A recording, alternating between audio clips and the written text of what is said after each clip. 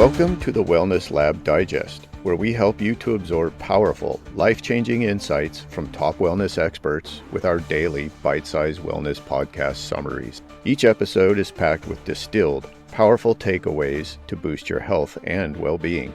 To support this podcast, please scroll down on whatever app you're listening. Ratings and reviews are helpful. Even better, just send the show to a friend. Check out our sponsors at the bottom of the page, or simply click the Support the Show link below the episode description. All right, get ready. We're diving deep into some super cool New Year's resolutions today. Oh, cool. Yeah, you guys have sent us some really interesting stuff. Right. And we're ready to unearth those hidden gems. Love it. So specifically today, we are going to crack open an article from Naked Nutrition. Okay. And it's about low stress resolutions for 2025. Low stress resolutions. I like that already. I know, right? Huh. So this isn't about those hardcore overhauls that fizzle out by like February. Yeah. It's a totally different take that really emphasizes this holistic approach, thinking beyond just diet and exercise. I'm intrigued. Tell me more. Okay, so they kick things off with this idea of balance. Right. But not just in the eat your veggies kind of way. Okay.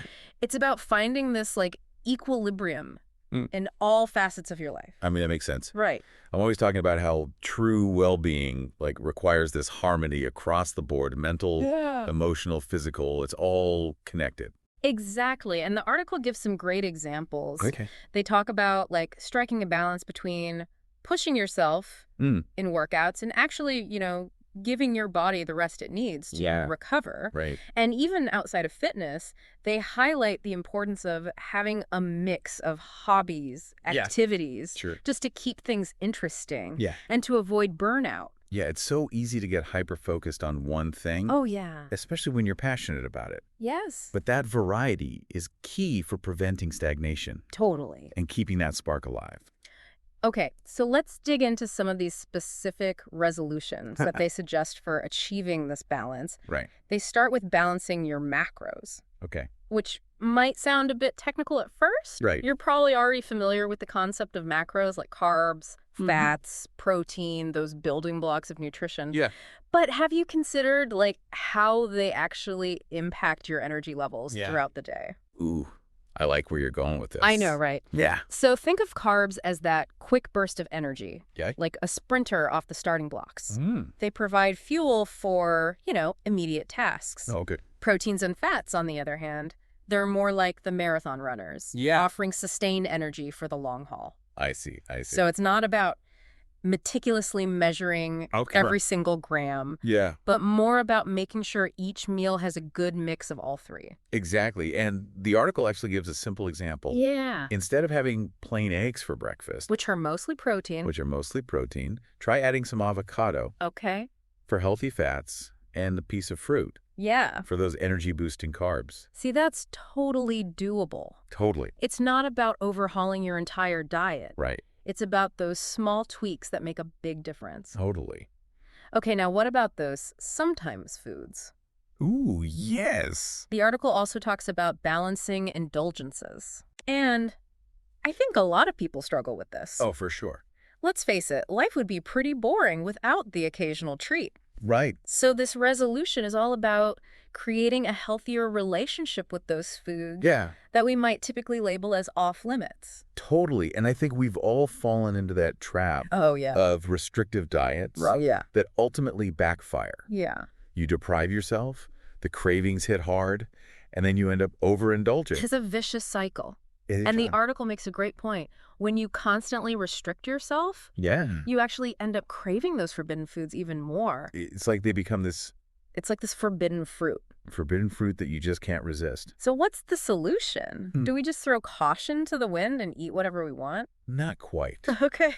It's about finding that sweet spot.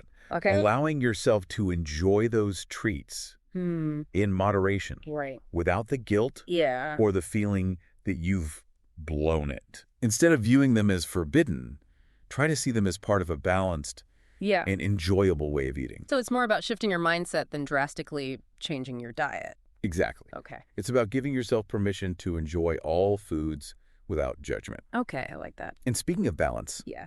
the article also touches on balancing workouts and rest. Yes. Which I think is especially relevant. Yeah. Given how 2024 might have impacted everyone's exercise routines differently. Totally. Some folks might have gone overboard with at-home workouts while others barely moved at all. For sure. It was a roller coaster, for sure. It was, and that's why listening to your body is so important. Totally.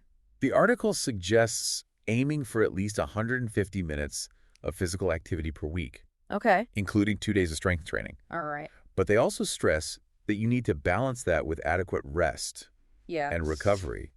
So it's not about punishing yourself with endless workouts. Absolutely not. No. It's about honoring your body's need for recovery. Yeah. Which is just as important as the exercise itself. Yes. Think of it as a dance between pushing your limits and giving yourself time to rebuild. I love that. And come back stronger. That's great.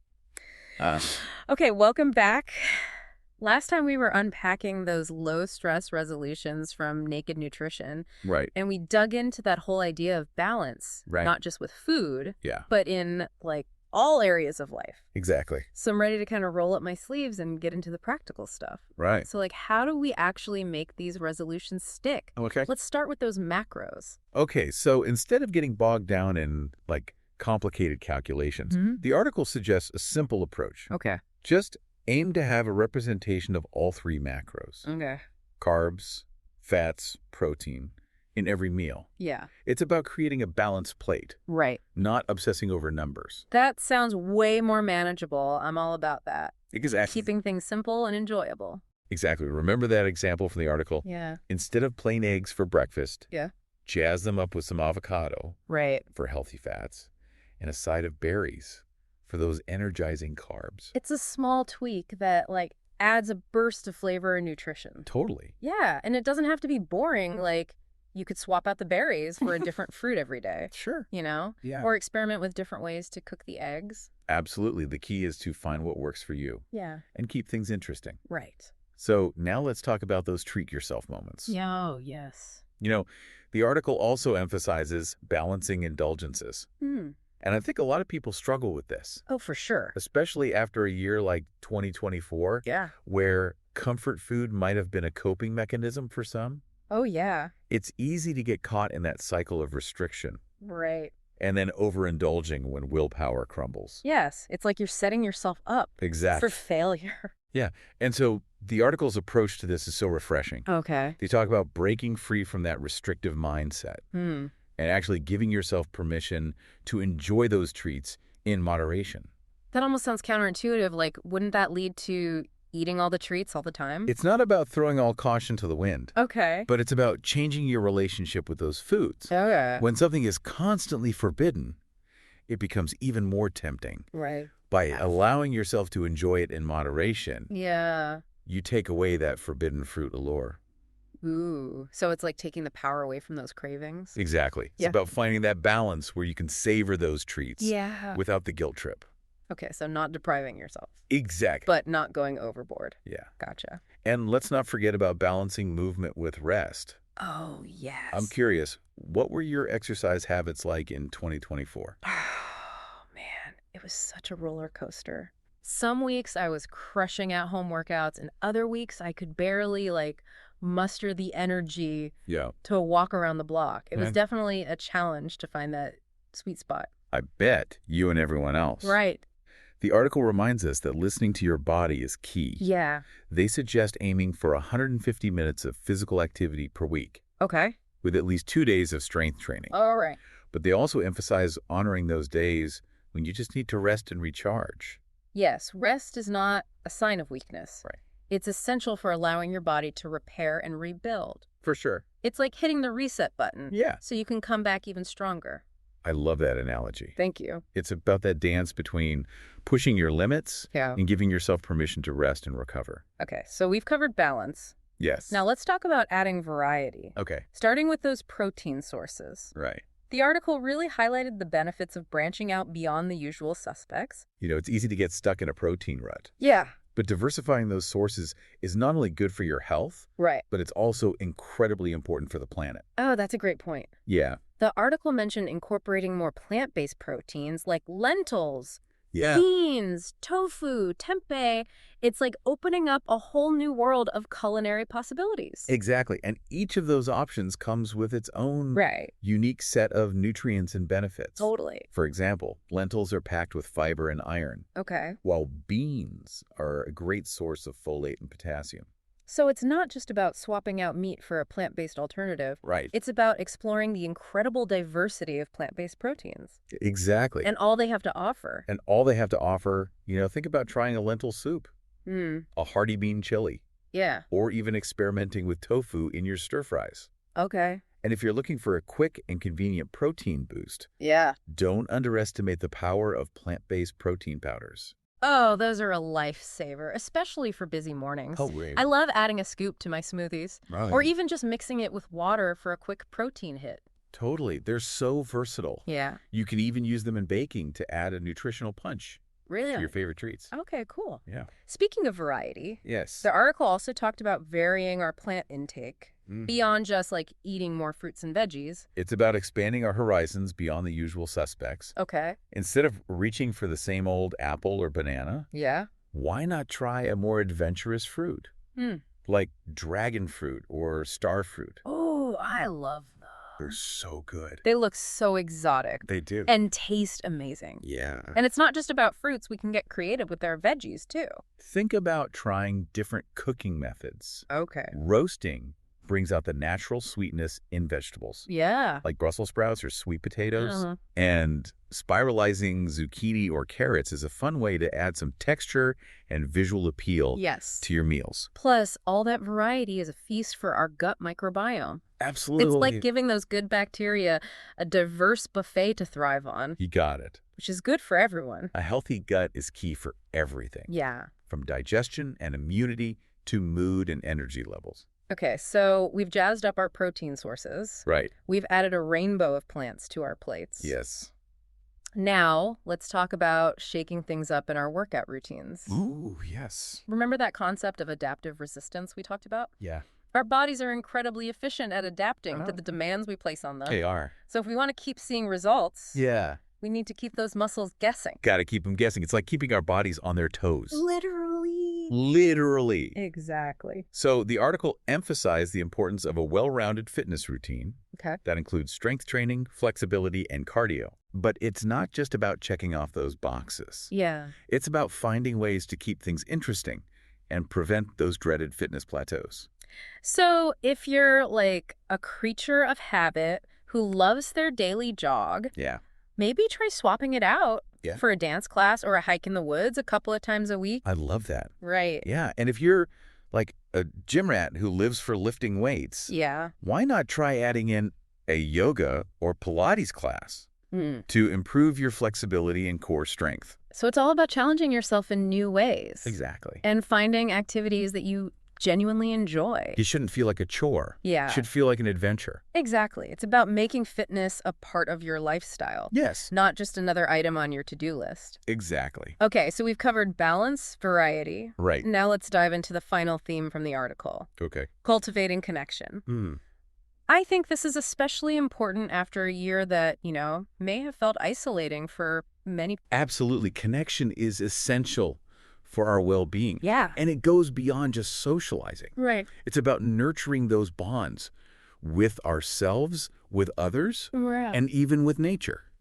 All right. Welcome back to our final part of our deep dive. Okay. It feels like we've covered so much ground already. I know, right? Yeah. We have. You've given us a lot to unpack with these low-stress resolutions from Naked Nutrition. Yeah, we've explored finding balance in all areas of life. We've talked about, embracing variety to keep things, fresh and exciting. Yeah. And now we're diving into this importance of connection. Right. I'm really intrigued by this last theme. Yeah. Especially after a year that felt, well, let's just say, a bit disconnected for a lot of people. Yeah, I hear you. Right. It's like when we were forced to hit pause on some of those in-person interactions that, bring us joy and a sense of belonging. Right. But even in a more normal year, it's easy to get caught up in the hustle and forget to nurture those connections that truly matter. So where do we even begin? Right. The article touched on connecting with nature.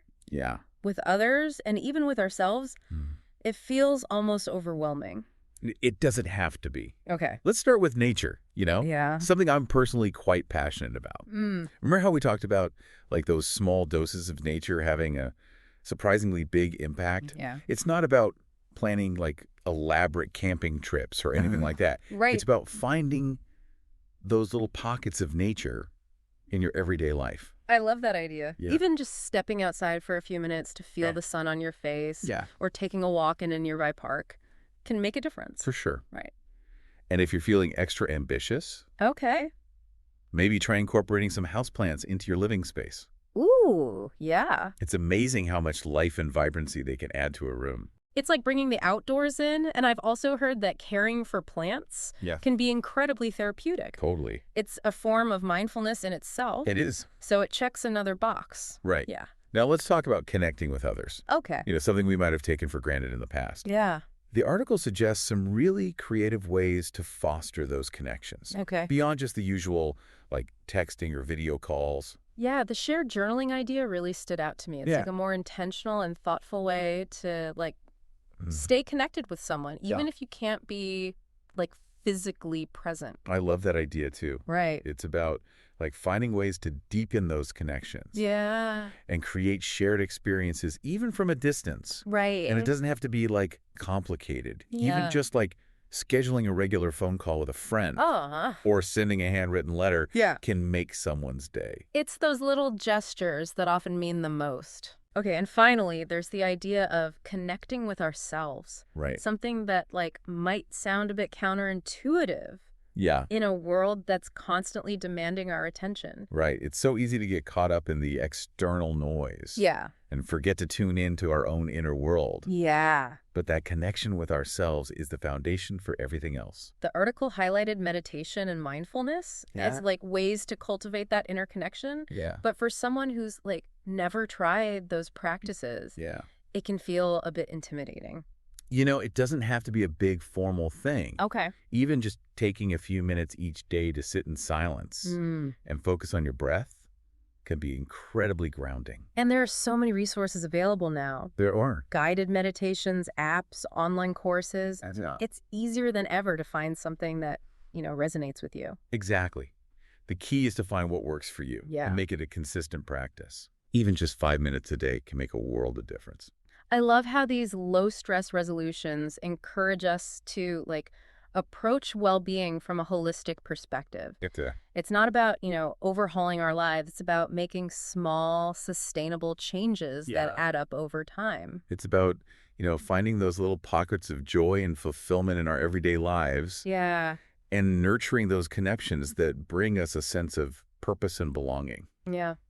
So as we wrap up this deep dive, I'm curious, what resonates most with you from all that we've discussed? Oh, that's a great question. What's that one resolution that's really speaking to you right now?